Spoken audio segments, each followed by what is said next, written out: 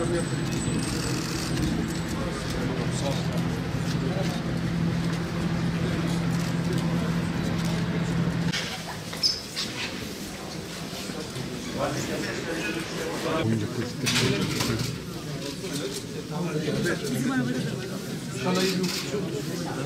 arkadaş yanımızda.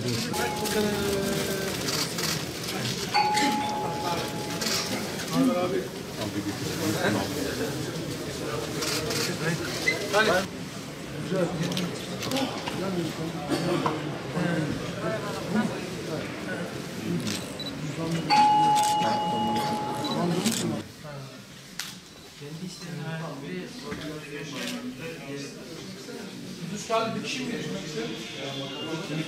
Evet, pasaport ve nüs. Evet.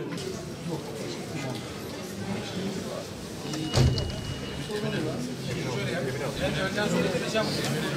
Sağ iki de kaymakam. Bazen olsa mesela teslim tarihleri geçiyor efendim, ondan üstüne efendim. Zannetme. He? Müdürümüz nerede? Müdürü. Zannetme. Doğrudur efendim. Doğrudur efendim. Acaba. Buna bakalım. Siz niye geldiniz? He? Niye geldiniz? Çok oluyor mu? Arada oluyor direkt. Yani Ara ne kadar? günde bir 10 dakikalık bir şey. Öyle mi? Ama o da kötü ya. Niye öyle bir şey olmaması lazım? İlk kez duyuyorum. Türkiye geneli yani sadece buranın alakalı. Başta Sayın Bakanım olmak üzere kıymetli misafirlere hoş geldiniz diyorum. Özellikle sentetik uyuşturucu alanında yeni ve daha güçlü zehirler imal edildiğini hepimiz takip edebiliyoruz. Öte yandan uyuşturucu terörün, hatta kaçak göçün en önemli finans ayağı. Dolayısıyla bu meselede bizim sınırlarımızın dışında ama doğrudan bize yönelen bir arz baskısıyla da karşı karşıya kaldığımızı bir kez daha ifade etmek istiyorum. Bir yandan Afganistan'da afyon üretimi aynı hızla devam ediyor. Öte taraftan Avrupa'da sentetik uyuşturucu imalatı artıyor. Diğer yandan terör örgütleri, özellikle PKK ve DAEŞ bunun ticaretini ve lojistiğini yapıyor. Özellikle PKK'nın ana gelir kaynağının uyuşturucu ticareti olduğunu herkes zaten biliyor. Avrupa uyuşturucu pazarının tamamı PKK'nın elinde ve bunu geçen yıl ilk kez kendi raporlarında açıkça ifade ettiler.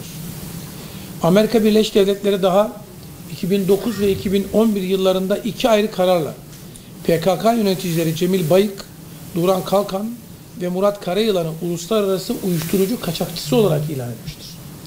Dolayısıyla karşımızda küresel bir tehdit olarak sürekli büyüyen, terör örgütlerinin ana geçim kaynağı olan ve tıpkı terör gibi doğrudan evlatlarımızı, çocuklarımızı, geleceğimizi hedef alan bir meseleyle karşı karşıya olduğumuz aşikardır.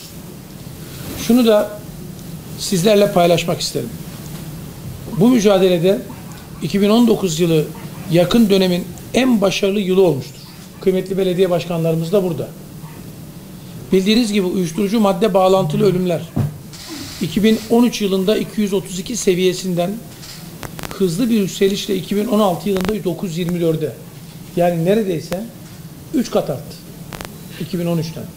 Bu dünyada da 118 binden tam 3 kat artışla 300 bin üzerine sıçradı. Yani kimyasal uyuşturucu arttıkça onların etkisiyle beraber uyuşturucuya bağlı ölümler ciddi bir artış gösterdiler. 2016 yılında da Türkiye'de 924, 2017 yılında ise 941 oldu. Sayın Cumhurbaşkanımızın doğrudan talimatlarıyla konuya hassasiyetle eğildik ve bu rakam 2018 yılında, dikkat edin, şöyle çıktı 941'e kadar, oradan 657'ye indi. Geçen yıl 64 ton esrar 2019 yılında, 7 milyon ekstasi, 11 milyon kaptagon, 42 milyon kök kenevir ele geçirildi. Tabii pek çok madde başlığında yakalamalar gerçekleştiriyoruz ama 3 başlıkta ciddi artış var. Birincisi skank. Yani skank dediğimiz genetiği değiştirilmiş esrardır. 2018'de 10.862 kiloydu. 2019'da 24.242 kilo yani 24 ton 242 kilo skank yakalandı.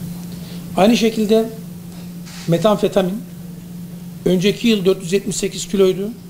2019'da 1006 kilo oldu ki bu madde için 1 ton 6 kilo çok büyük bir rakamdır çünkü bu bir ham madde. Yani bundan yaygın miktarda uyuşturucu elde ediliyor. Her şeyden önce bütün kurumlarımızla birlikte bu meselede önemli bir kapasite kullanıyoruz. Ve bu meseleyi stratejik bir mesele olarak da görüyoruz. Uyuşturucuyla mücadele bizim 15 Temmuz'dan sonra ortaya koyduğumuz yeni güvenlik konseptimizin bir parçasıdır. Bunu böyle algılıyoruz. Kesinlikle gelişigüzel değil. Bilakis bir uygulama politika belgemiz var. Stratejik adımlarımız ve hedeflerimiz var. Saha araştırmalarımız var. Sonuçlara adım adım takibimiz var. Geçmişin tecrübelerini devletimizin gücüyle ve modern mücadele yöntemleriyle birleştirerek bir başarı hikayesi gerçekleştiriyoruz. Her anneye, her babaya buradan sesleniyorum. Bir baba olarak sesleniyorum. Bir aile bireyi olarak sesleniyorum. Ne olursunuz çocuklarınızın, arkadaşlarının kim olduğuna dikkat ediniz. Ne olursunuz çocuklarınızın boş zamanlarının nerede geçtiğini birebir takip ediniz. Bakın 23.000 uyuşturucu satıcısını bu yıl tutuklayarak cezaevine gönderildi. Sokaklarda bu insanların olduğunu, çocuklarımızın aklını çelmeye çalıştıklarını lütfen unutmayın. Mücadele ediyoruz. Topyekün devlet olarak mücadele ediyoruz. Bize milletimizin itimadını boşa çıkarmamak için gayret sarf ediyoruz. Ama bu hep birlikte yapılacak bir mücadeledir. Pek çoğumuzun bilmediği yeni bir düzenlemeyi de biraz önce ifade ettim. 24 Aralık 2019'da resmi gazetede yayınlandı. Yani neredeyse bir ay oldu. Ve kanunla Türk Medeni Kanun 436. maddesi değiştirildi ve madde bağımlılarının biraz önce söylediğim gibi tedavileri zorunlu hale getirdi. Uyuşturucuyla mücadelede asılacağız.